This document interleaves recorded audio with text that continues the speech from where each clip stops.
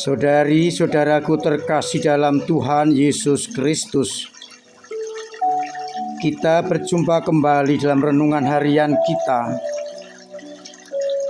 Kamis 29 Juni 2023. Hari ini kita rayakan Santo Petrus dan Paulus, dua tokoh yang sangat berpengaruh bagi gereja kita. Dua tokoh yang akhirnya membawa gereja berkembang ke seluruh muka bumi dan akarnya kokoh kuat. Kita tahu bagaimana Santo Petrus menjadi soko guru dan wakil di dunia yang pertama kali, dan Paulus menjadi pewarta kabar sukacita ke ujung bumi. Bacaan-bacaan mengajak kita untuk meneladan mereka berdua. Paulus yang setia sampai akhir, dan ia menegaskan, tersedia bagiku mahkota kebenaran. Dan kepada Petrus diberi tanggung jawab, engkaulah Petrus, dan di atas batu karang ini akan kudirikan gerejaku. Saudari-saudaraku terkasih, kedua rasul ini berasal dari latar belakang yang sangat berbeda. Petrus seorang nelayan dan bisa jadi tidak begitu pandai. Yang diketahui hanyalah soal ilmu keikanan, bagaimana menangkap ikan, kapan, dan seterusnya. Sedangkan Paulus termasuk orang terpelajar, punya kedudukan, sehingga ia fasih dan pandai untuk mewartakan kabar gembira. Tetapi ingat, Allah memanggil mereka dengan latar belakang yang berbeda, dengan tujuan yang sama, yakni ambil bagian di dalam karya perutusan. Mereka kadang berselisih paham, namun bisa dicairkan dan bisa dicari jalan keluar. Dengan latar belakang yang berbeda, tidak menutup kemungkinan akan banyak gesekan-gesekan. Tetapi mereka menyadari tugas utama mereka adalah mewartakan kabar keselamatan, kabar sukacita bagi dunia.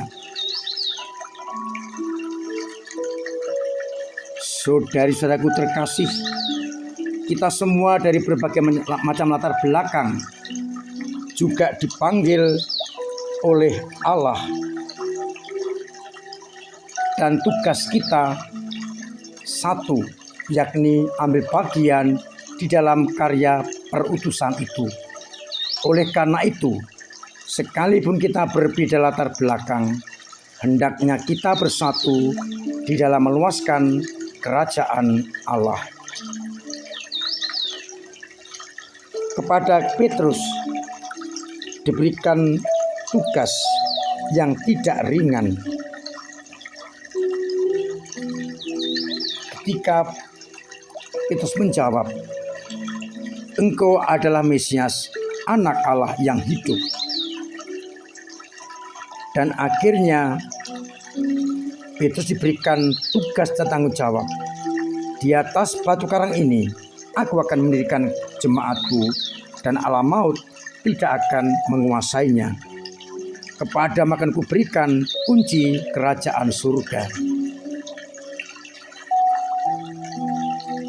Petrus dan para penggantinya diberi kuasa dan tanggung jawab yang tidak ringan, yakni menjaga gereja yang didirikan di atas wadas batu karang itu, dan juga diberi kuasa untuk membuka pintu surga. Artinya apa yang diikat di dunia terikat di surga. Apa yang terlepas di dunia ini akan terlepas di surga. Kuasa pengampunan diberikan oleh Tuhan kepada Petrus dan para pengganti-penggantinya. Kita syukuri dan kita jaga agar gereja tetap berdiri pada pondasi yang kuat, bangunan yang kokoh, dan persatuan jemaat yang saling melengkapi, membantu, dan mengasihi, sehingga boleh dinantikan gereja ini akan kokoh berdiri kuat sampai akhir. Saudara-saudaraku terkasih, baik Paulus maupun Petrus masing-masing berpegang pada tugas perutusannya, ambil bagian dalam karya keselamatan, sehingga mereka boleh menjadi orang-orang yang sungguh berkenan kepada Allah. Semoga kita menyadari panggilan itu dan masing-masing dengan latar belakang yang berbeda menyumbangkan talenta agar gereja tetap kokoh berdiri kuat. Tidak perlu ada rasa iri hati, namun kita syukuri dengan perbedaan ini akhirnya kita dibawa kepada kehidupan yang kekal. Akhirnya saya mengajak kita semua, mari semangat Petrus dan Paulus kita hidupi dalam hidup menggereja kita, bermasyarakat kita. Kuat di dalam dan berani juga mewartakan untuk karya perutusan. Kita kombinasikan semangat Petrus yang menjadi fondasi gereja dan Paulus yang mewartakan ke ujung bumi. Tuhan memberkati kita sekalian. Amin. Marilah kita berdoa. Bapa yang penuh kasih, kami bersyukur atas kedua tokoh yang membangun, mendirikan, menyebarluaskan gereja dengan tenaga mereka. Bantulah kami agar punya semangat yang sama untuk berani mewartakan gerejamu di tengah dunia ini, agar semangat pewartaan, semangat misi menjadi semangat kami semua. Dan semoga dengan demikian namamu semakin dimuliakan oleh dunia. Kuatkan kami bila kami lemah, bila kami takut, agar kami tetap tegak berdiri untuk ambil bagian dalam karya keselamatan. Semoga dengan cara kami masing-masing, akhirnya semua orang boleh mengalami cinta kasih-Mu. Bantulah umat-Mu yang sakit, semoga Engkau sembuhkan. Yang punya beban berat, Engkau ringankan. Yang punya persoalan, Engkau urai, sehingga mereka boleh mengalami kelegaan. Bantulah kami untuk terus berjuang mewartakan Injil Kerajaan-Mu di tengah masyarakat.